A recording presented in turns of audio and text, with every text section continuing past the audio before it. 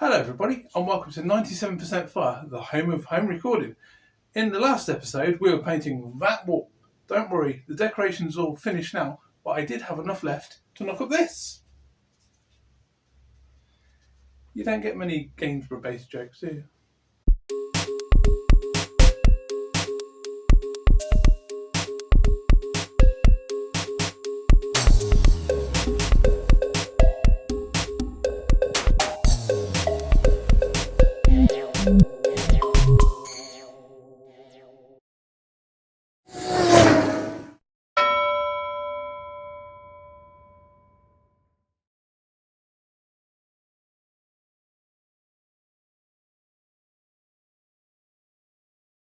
Time for the big reveal.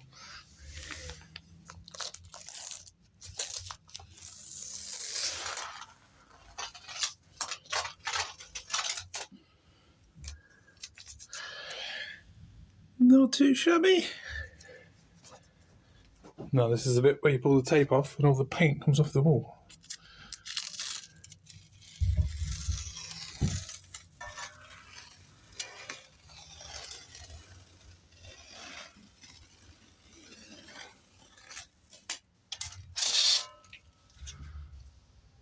Boom.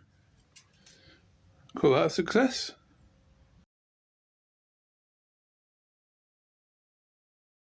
So the next job is to try and get this acoustic panel, which is freestanding, to stick to the wall using only physics and power tools. Right, now if you remember back when we built these, they are actually effectively 3 panels. So I don't know how well that comes on camera. You can see there's a rail there, there's a rail there, and a rail there. Now, I like to try and keep the studio looking a bit cool, so we're going to try and use said hooks, but I want to try and hide them so we haven't got anything sticking out at the top of the wall. To do that, my plan, which may not work, is going to be to attach some braces. This is the back, by the way, from the top to the bottom, like so. And then another brace that way, like so.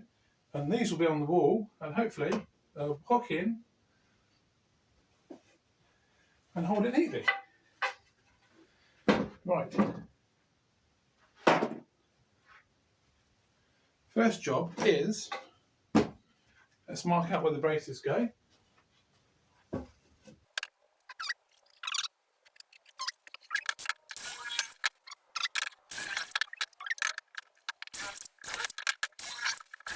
Right.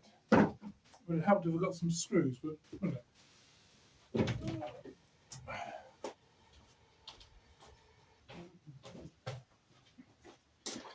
Right. Screw fans, 4.040s, if anyone's interested.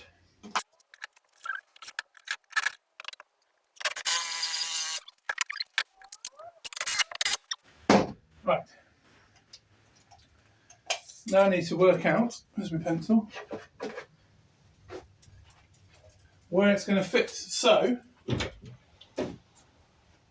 if I open the door, you can see we have 100mm from the door. We also have, you can't really see it because there's a guitar in the way, but there's a plug socket down there, so we have 100mm from the socket as well, which is perfect. And we are 600mm from the ceiling, or 20 cubic litres if you're American. So it needs to go up 300mm and then hopefully not fall off.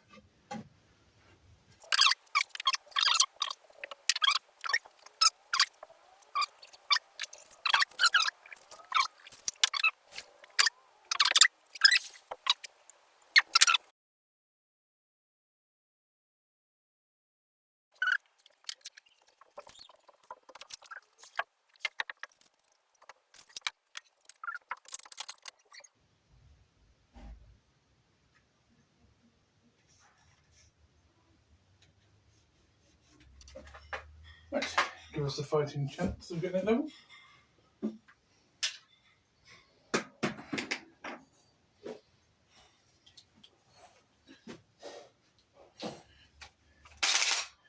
So we're using a 7mm bit because we've got 7mm brown raw, as previously explained, plugs. Not to be confused with wall plugs, which are of course fictitious. Contact!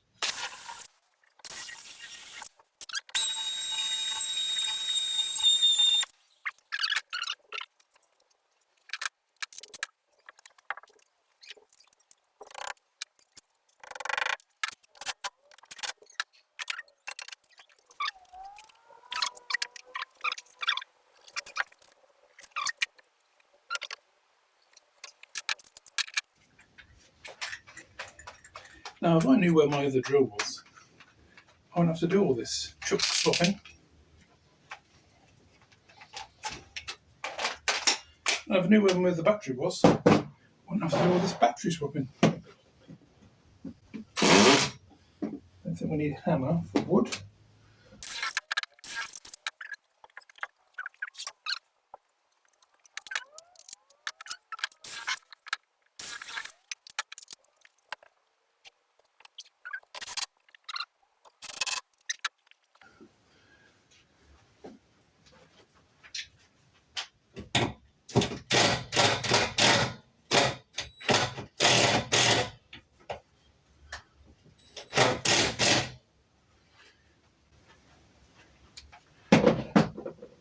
We shall see if it fits live, pre-recorded.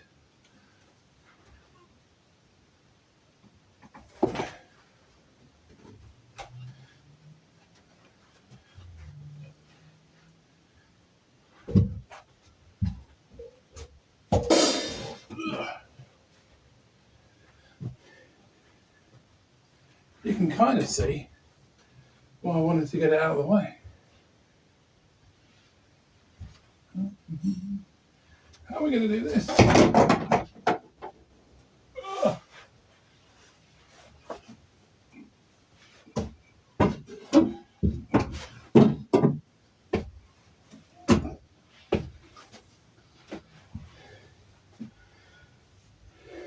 Ta-da! Oh, looks a bit high to me. No, 300 by 300. Well, that's lucky. Could have been very embarrassing.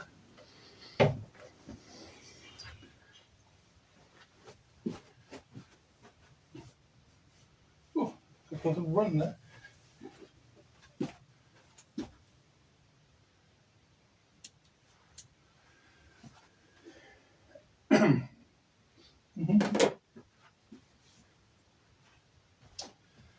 So there we go.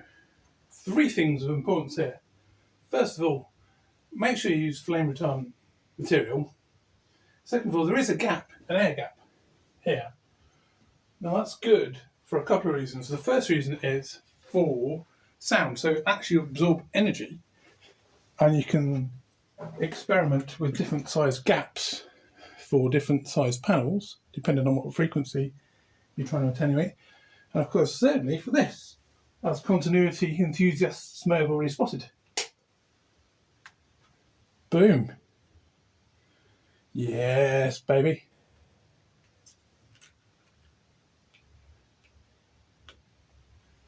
Now, this will make absolutely no difference whatsoever to the sound, but I wanted the studio to be cool.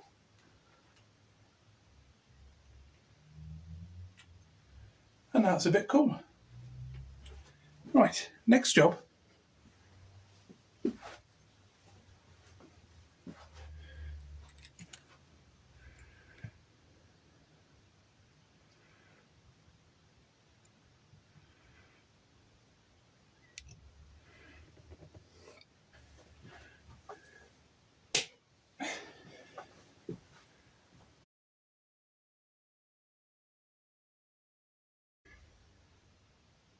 So dead simple. There is a little control box there, and on the top there's an infrared receiver. That's just plugged straight in, and you get a remote control.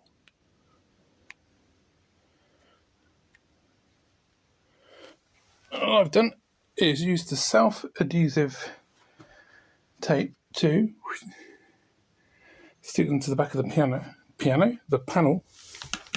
You can use these on the piano as well if you want to. And you get these focus, all the connectors there if you want to do fancy 90 degrees and things like that, which I will do shortly. But first,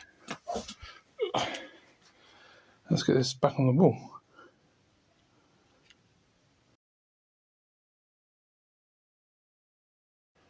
Wobbly cam. Okay, just for fun, we're going to try and get this logo via this connector, via this old projector that was thrown in a skip by an IT department that were upgrading to smart tellies. I'm going to project it onto that wall and draw around it with this pencil and see if we can do some branding. This might be a disaster, but a bit of fun anyway. Do you ever see Bob Ross on the telly? So using this paintbrush, number 10, I'm now going to ruin that wall. Da-da-da.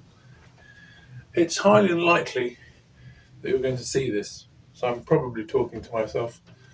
As it stands, I'm thinking that I should have painted over it and done something more exciting with acoustics. Now, paint. Let me show you the paint.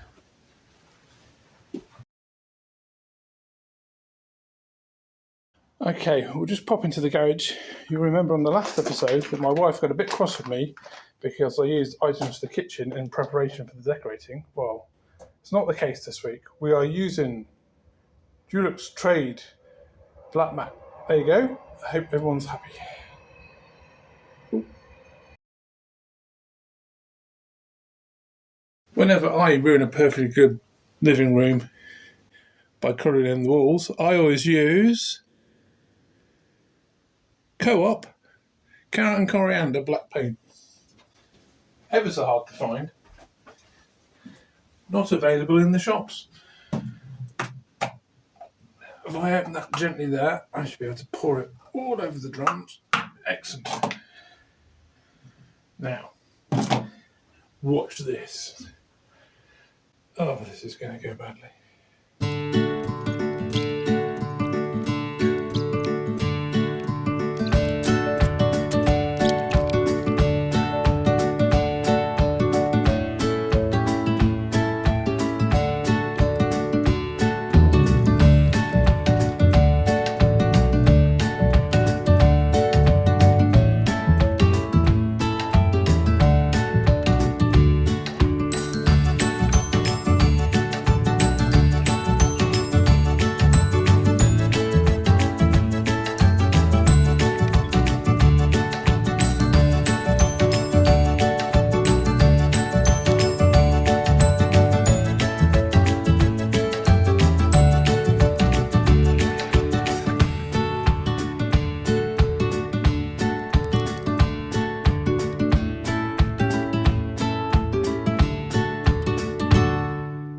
Ta-da!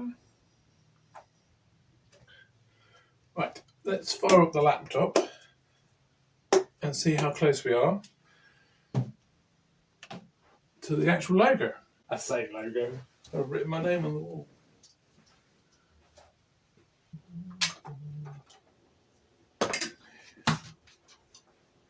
Oh, wobbly.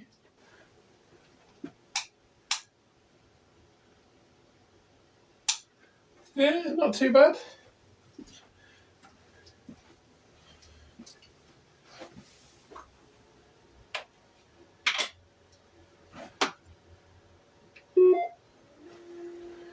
Okay.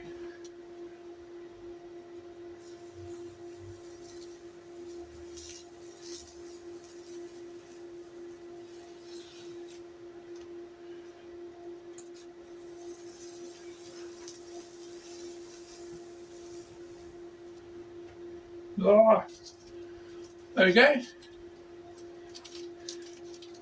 Just goes to show you all those finger painting classes at nursery school have really paid off. So yeah, it's a bit dodgy and I need to rub out all the pencil lines, but a bit of fun and free. Well, that's it for this episode. Thanks very much for watching. Part 3 will be on its way soon.